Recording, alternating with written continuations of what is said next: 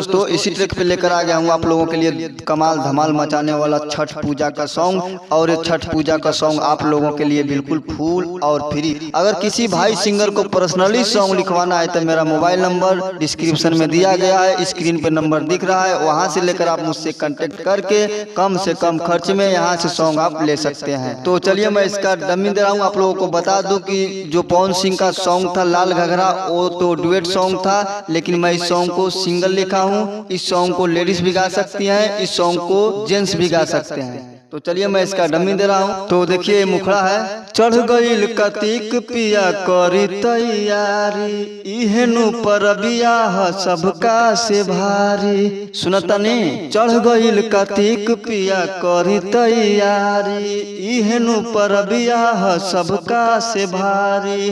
कहनी पर साल ना भूलई है पिया, पटना से फलवा, हाँ हाँ हाँ, पटना से फलवा ले है पिया, पटना से फलवा ले है पिया, पटना से फलवा ले है पिया, पटना से फलवा ले है पिया। दोस्तों ये मुखड़ा था, और मुखड़ा आप लोग को अच्छा लगे तो वीडियो को लाइक जरूर करें। और चलें अंतरे की तरफ चलता हूँ। भखले बानी बबुआ के भारा हो, होई है छठी मैया सहारा हो। भखले बानी बबुआ के भारा हो, होई है छठी मैया सहारा हो। मान जा तू हमरो कहानवा बलम, लइहा छठ पूजा के समानवा बलम।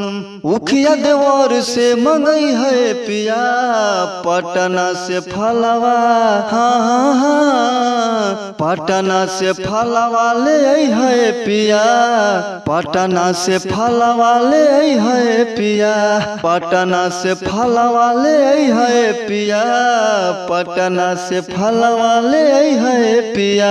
दोस्तों ये फर्स्ट अंतरा था, और अंतरा आप लोग को अच्छा लगे तो वीडियो को लाइक करके कमेंट बॉक्स में अपना कमेंट राय जरूर दें।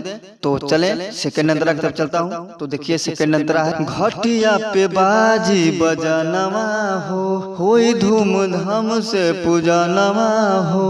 घटिया पे बाजी बजानवा हो, होई धूमधाम से पूजनवा हो।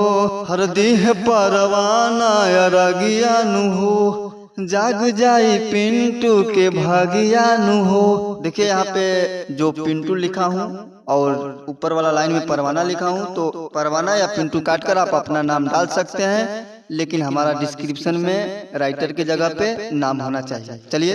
दीह परवाना अरगियानु हो, जाग जाई पिंटू के भागियानु हो। रील बना के नेट पे चढ़ई है पिया, पटना से फलवा, हाँ हाँ हाँ, पटना से फलवा ले है पिया, पटना से फलवा ले है पिया, पटना से फलवा ले है पिया, पटना से फलवा ले है पिया।